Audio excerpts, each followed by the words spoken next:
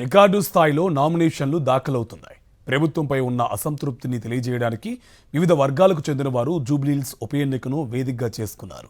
పలు వర్గాలకు చెందిన ప్రతినిధులు స్వతంత్ర అభ్యర్థులుగా భారీగా నామినేషన్లు వేశారు. నామినేషన్లకు ఇవాళ చివరి రోజు కావడంతో నామినేషన్ల సంఖ్య సెంచరీ మార్క్ దాటి బాగా పెరిగే అవకాశం ఉంది. భారీగా పడుతున్న నామినేషన్లు ఏ పార్టీకి నష్టం అనే ప్రశ్న ఇప్పుడు తెలంగాణ రాజకీయాల్లో చర్చనీయాంశంగా మారింది. జూబ్లీహిల్స్ ఉప ఎన్నిక ఇప్పటికే పలు రకాలుగా ప్రాధాన్యత సంతరించుకుంది. ఈ ఎన్నిక ఫలితం ఆయా రాజకీయ పార్టీల భవిష్యత్తుకు సూచిక అనే అభిప్రాయం ఉంది. అందుకే మూడు ప్రధాన పార్టీలు వేటికవిగా వ్యూహాత్మకంగా పనిచేస్తున్నాయి. శక్తియుక్తులు ఒడ్డుతున్నాయి. అధికార యంత్రాంగానికి సైతం ఈ ఉప ఎన్నిక పెను సవాల్గా మారింది. సాధారణంగా ఏ ఎన్నికల్లో అయినా 10 మందో 20 మందో పోటీలో ఉంటారు. కానీ ప్రభుత్వంపై వ్యతిరేకతతో వివిధ వర్గాల వారు అసంతృప్తులు ఈ ఉప ఎన్నిక ద్వారా తమ సత్తా చాటాలని భావిస్తున్నారు. భారీ సంఖ్యలో నామినేషన్లు వేసి ఇండిపెండెంట్లుగా పోటీ చేయడం ద్వారా అధికార కాంగ్రెస్కు సెగ పెట్టాలి అనుకుంటున్నారు. దీంతో జూబ్లీహిల్స్ ఉప ఎన్నికలో అంచనాలకు మించి నామినేషన్లు దాఖలవుతున్నాయి. శనివారం 31 మంది అభ్యర్థులు నామినేషన్లు వేశారు. దీంతో ఇప్పటి వరకు నామినేషన్లు వేసిన అభ్యర్థుల జాబితా 96కు చేరింది.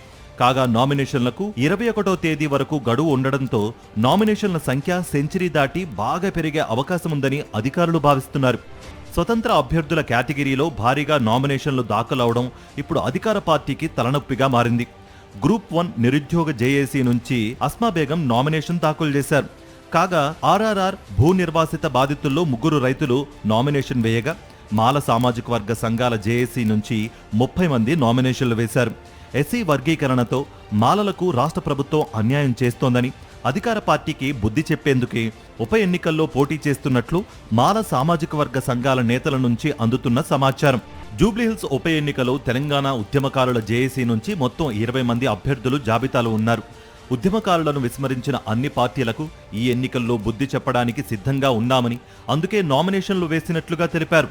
అలాగే RRR, ఫార్మాసిటీ, లగచర్ల ప్రాజెక్టుల భూసేకరణ బాధితులు, గ్రూప్ 1 అభ్యర్థులు, ఉద్యోగాల కోసం ఎదురుచూస్తున్న నిరుద్యోగులు ఇలా పలు వర్గాలకు చెందిన వారు భారీ సంఖ్యలో ఇండిపెండెంట్లుగా నామినేషన్లు వేసేందుకు జూబ్లీహిల్స్ ను వేదిక చేసుకోవాలనుకుంటున్నట్లు సమాచారం. ఈ నేపథ్యంలో అభ్యర్థుల సంఖ్య పెరిగితే నిర్వహణాపరమైన ఇబ్బందులు తలెత్తే అవకాశాలున్నాయని, అయినా సరే అన్ని అంశాలను పరిగణలోకి తీసుకునే ఏర్పాట్లు చేస్తున్నామని అధికారులు స్పష్టం చేస్తున్నారు.